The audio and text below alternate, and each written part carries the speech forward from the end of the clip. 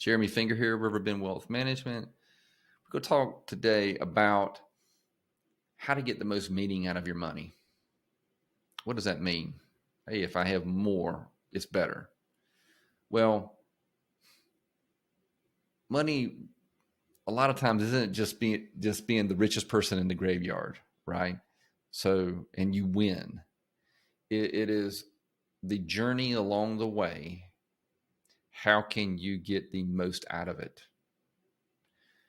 Living your best life all along the way. And that's what we're going to be talking about today.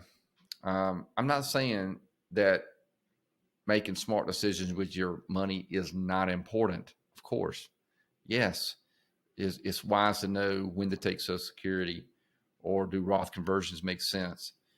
All those things matter, yes. But if you're doing those things, how can you get the most out of your money? All right.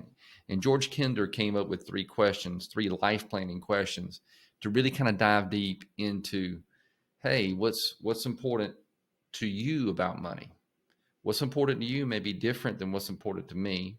And guess what? It may be different than what's important to your spouse too. So these three questions. The first one is, if money really wasn't an object, how would you live your life? What would you do? Who would you spend your time with? How would that make you feel? And you can just kind of play with that and think big, right? A lot of retirees have enough money, and they find it difficult to transition from saving to spending. And then other retirees may not have that flexibility, and they have to think of things a little bit different. The second question is a bit deeper, and that is, hey, if you had 5 or 10 years to live, only 5 or 10, how would you choose to spend your time? What would you do differently? What would change? A lot of times people think about that and then they, hey, I want to spend more time with my spouse or spend more time with my family or kids or grandkids. I know for me, I certainly would want to spend more time with my family and be intentional about that time and less focused on, hey, I get angry about getting caught by a red light or the waiter getting my order wrong. Those things won't matter as much. Really being intentional about, at least for me, who am I spending my time with?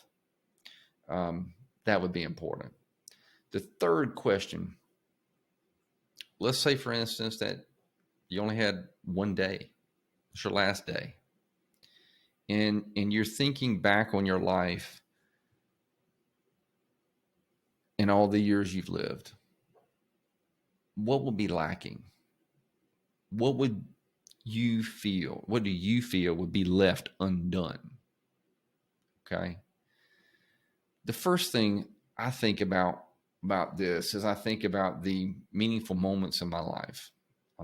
That's time spent with my dad fishing, time spent with my mom and sister and my family, time spent with my son. And I really wish I could have done a lot more of that. So trying to really, it's really who I'm spending time with and what, not necessarily what I'm doing.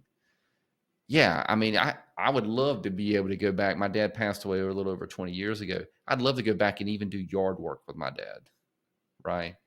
So thinking in those types of terms puts a little perspective, because hopefully we're going to live past tomorrow, right? And when if we live past tomorrow, can we be a bit more intentional about how we're living into the future? Hey, if you don't die tomorrow, are you going to really spend more time with your dad or your kids or your grandkids? So thinking in terms like this really can help us as we go through life have a life more of meaning. Yeah, I spent time with my grandson or my granddaughter or my son or daughter. So if this is the last day, I might not have as much regret. Does that make sense? And so make the phone call, take the trip, have your friends and family over, whatever that is for you, and really kind of think and line up your life as best you can with your money and your values to get the most out of it. This makes sense. That's what Retiring Happy is all about.